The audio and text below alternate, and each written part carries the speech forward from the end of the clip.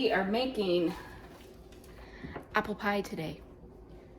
This is my great-grandmother's recipe. It is not your typical American apple pie. It only has one crust, deep dish, which I'm gonna move this off the stove because I already have the stove preheated. Which, by the way, parchment paper coming back to make. Anyways, I like to put mine on a cookie sheet covered in parchment paper in case there's spillage.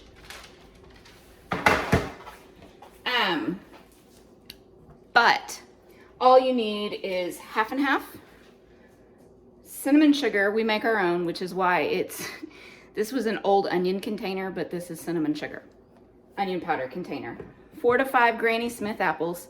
Needs to be Granny Smith or any apple that is tart and crisp. This is my preferred favorite. Sugar and flour and your crust, and that is literally all you need. It's a really, really simple recipe. So I am going to go and peel and core and cut these apples into slices, and I'll be back. Okay, y'all, so I decided I'm gonna show you how I cut my apples. I've already cut the other apples. This is the last one. So I cut one side off. There's the core. Next side, basically you're gonna cut 4/4 off. And there's your core. Makes it much easier. Then it also makes it easier to cut your pieces into small pieces. Hold on, I have 2 moocher dogs over here. They love apples, so good healthy snack for them. So you want them about that width. If not, I can get them smaller, but my apple peeler is currently not working right now, so yeah.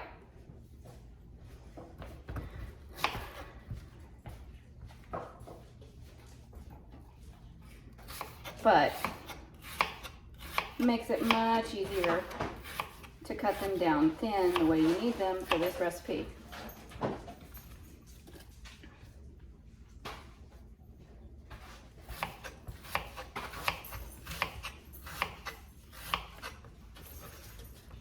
And I'm throwing them into this pot. It's already got some water in it. I can already tell I'm gonna have to add more. We're using the same shallow pot. I don't know what you would call it. Anyways, we're using the same one we used for gravy. So I need to add a little bit more water because you want enough water in there to cover the apples. So let me add some more water. There. Okay, now you're going to cook those till they're soft. On low.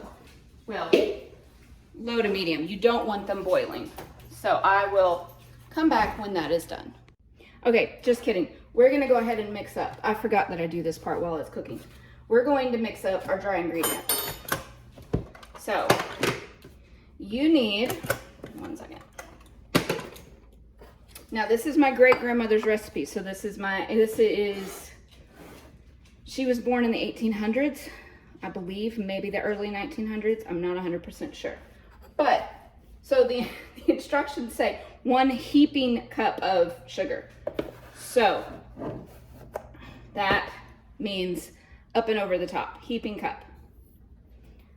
Okay, mix that in. Then we're going to take 1 heaping tablespoon of flour. So, and then you're gonna mix that.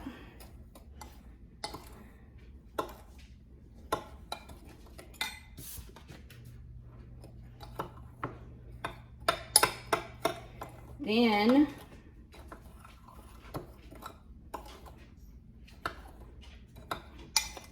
so mixed, ready to go.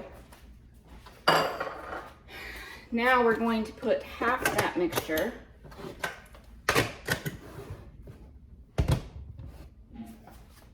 in our crust. So, and this is just eyeballing it, mixture, while we wait for those apples. So, and spread it out. Maybe just a tad bit more. I like this recipe because it doesn't have to be exactly right. Plus, this is just the kind of apple pie I grew up with. So, I will be back once the apples are done. Okay, so my apples are soft. They are, okay, so about 10 minutes. Cook them in water in about 10 minutes and they get to that where they're just starting to get soft, but they're still a little bit crisp. That's what you want. Okay, so I'm gonna take our crust. We've got half of our mixture in there already. Now, to save on dirty dishes, this is what I do. I use a holy spoon. And you're just gonna put your apples on top. Now, I did 5, and a lot of times 5 is too much. That's okay. You don't have to put all the apples in there. My son, however, likes to have it very full, and 4 is not quite enough, but 5 is too much. So, what's ever left over, I usually let cool and then let the dogs have as a snack later. You can also do this same method and wait till they are completely soft, but then you'll actually need to use a colander or a strainer. Whatever you call it where you're from, down here we call it a colander.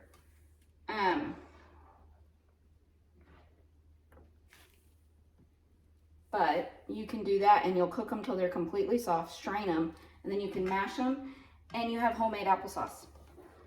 So, and then you could add cinnamon sugar to that, so you have, or not sugar, just cinnamon.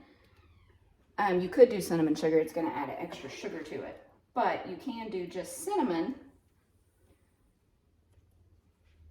and you can have homemade cinnamon apple sauce. Okay, so now that's done. I'm gonna set those to the side, let them cool off. Dogs will have them later. Okay, next step is your half and half. Half and half. Does not matter what brand.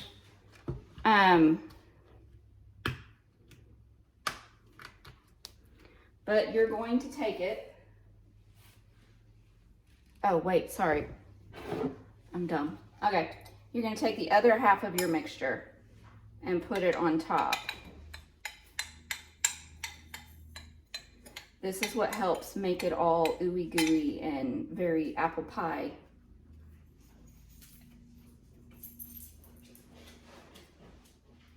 It's putting your apples in between.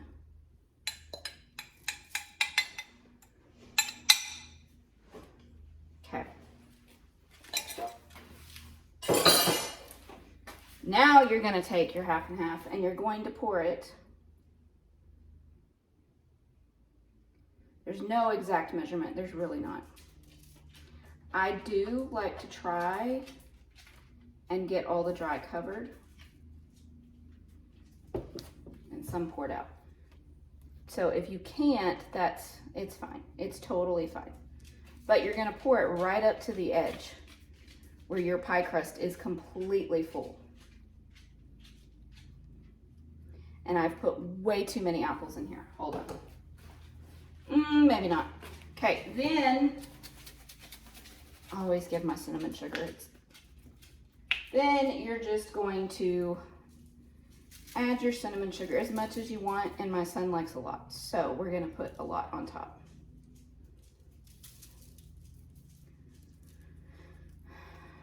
And there you go. Now this goes in the oven at 400 for 10 minutes, then you turn it down to 375 and it goes in for another, 50 minutes. So, and then you let it chill for an hour, well not chill, you let it sit for an hour before you cut it. And it's best kept in the fridge, it's best cold. So, but there we go. I will be back once it is baked. Bye. Okay, y'all, so this is what it looks like once it's done. It just literally came out of the oven. So the half and half is going to brown up a little bit as it cools. But, and you see what I mean about the spillage? It happens. But anyways, we'll be back when it's all cooled off and ready to go. Okay, I just wanted to show y'all how much it will sink after it's cooled off. So it looked like it was completely overfilled, but now it's completely cooled off. Ta-da, and the crust broke right there. Don't worry about that. That's fine.